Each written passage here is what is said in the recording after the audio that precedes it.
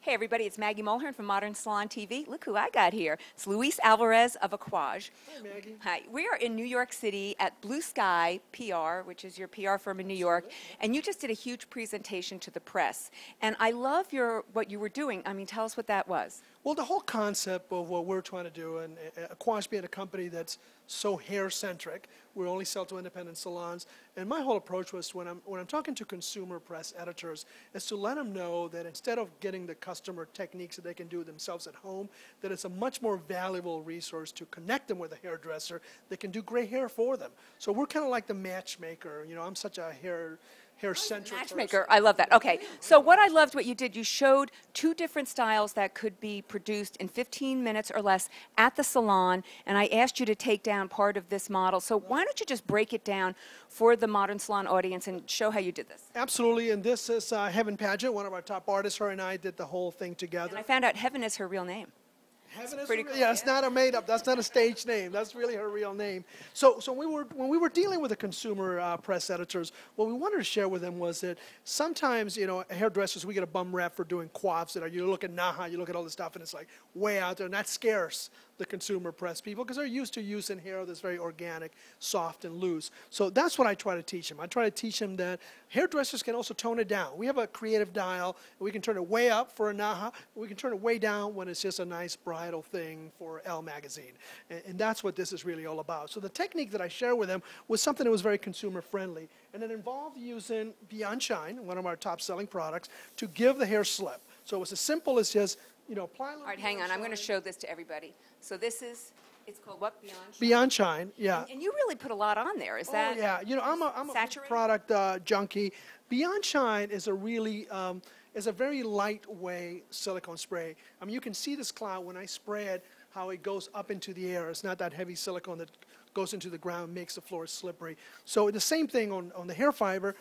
There's no such thing as too much. As long as you spray from a good 6 to 8 inch distance, you're not going to oversaturate the hair. So the technique that I share with everybody was this.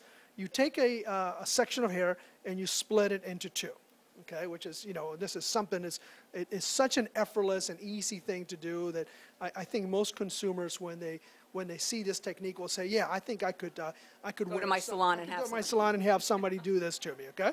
So all you do is you do a rope, but unlike the traditional rope where you twist the hair, this one you just cross over. So you're basically just crossing over, left over right, left over right. When I get to the very ends, okay, I'll come back with a little more Beyond Shine just to give me a little bit of extra slip. And what you do is that you spread the ends of the hair and you go right to the center and you try to find the skinniest, tiniest little piece of hair from underneath. The skinnier the better. And then you slowly push it up like this until you get this really beautiful rosette of hair. Once you get here, all you do is you pin it into place. So when consumer editors see this, what I'm hoping that they get out of this is that, hey, maybe going to the salon is not always about this incredible Naha crazy creation that is not sellable, because their responsibility to their readers is to tell them where they can go and get their hairstyle for a special event or for a bridal party.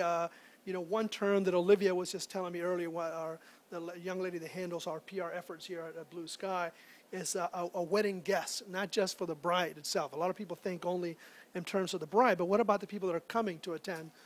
You know, they're not bridesmaids. They're not the bride itself. Yeah, but this works for everybody. So I want her to slowly turn around so that we can see all sides, because it really was startlingly beautiful. People were really reacting to this, the editors that were here today. Well, I think the reason why they reacted was that it had enough craft in there to say, hey, this was done by a professional, but it has enough flaws that say, hey, this is wearable. This is something that the average American woman can wear. And when you're dealing with magazines like Elle, with Allure, with Vogue, with, you know, they want that effortless kind of beauty. I think you were the one that introduced that. You told me one time we were sitting around at Anticoiffure, and you said two things to me that you probably don't remember. One is we were looking at a collection that I had just shot for you guys. We shot in Paris. Remember all the black and white stuff? And you said that it was time neutral, meaning that it could go anywhere, and it didn't matter if it was from 10 years ago or 10 years in the future, that it would withstand the test of time, that it wasn't so trend related. I thought that was really great. And the second thing you said was that it looked very effortless, that the hair looked gathered as opposed to coif. And that made a big impression on me. And while I love coiffing, okay, don't take me wrong, we do these incredible masterpieces of hair that are meant to live only on the pages of a magazine. But when we're dealing with hair that's going to eventually be translated into what a consumer wants to wear, I've taken those two things into consideration. And I always try to do honestly, time-neutral designs. You told me this. I'm so honored. You probably don't remember. We were upstairs in the balcony, and you were the first person that I showed that collection that was in your feature in your magazine. It was the cover of that March issue, a few years ago. And the effortless gather thing is something that I've really two tips from Luis that he claims he got from me. I got them from you. All right, so let's do one last little view. Let's get you from all sides. We're going to go slowly because this really is, and this is really just 4 or 5 sections. Yeah, it was 1, 2, 3, 4, 5 pieces. 5 pieces. And if you look at her from the front, you can also see that there's a nice balance. She has a side part. I mean, it's beautiful. But it's very effortless. In my old hairdressing days of coiffing, I would take all these little hairs and spray them and pin them and tuck them and this and that. And what happens when you do that is that you end up with back to a coif.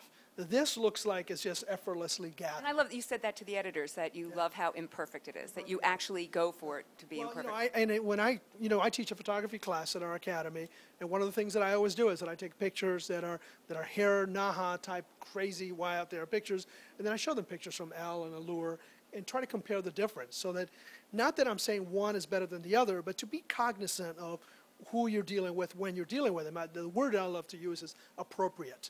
And I think some styles, imperfect, soft, loose styles, are appropriate for a consumer that's looking for an effortless kind of look. While if you're entering Naha, of course, go full architectural and just, do the craziest thing that you possibly ever. Well, great tips from Luis Alvarez of Aquage. Beautiful model, and it was a great presentation. Thanks for having Modern Salon here. So Heaven and I worked together on the Muse collection. It was really a great collection. It's been so well received. You featured one of the images on the cover of the March issue of Modern, so thank you. And I know we have more coming up, too. So, again, thank you, Heaven. Thank you, Luis. Thank you, Miss Model. You're beautiful. Great. All right, great. Thanks. All right, bye.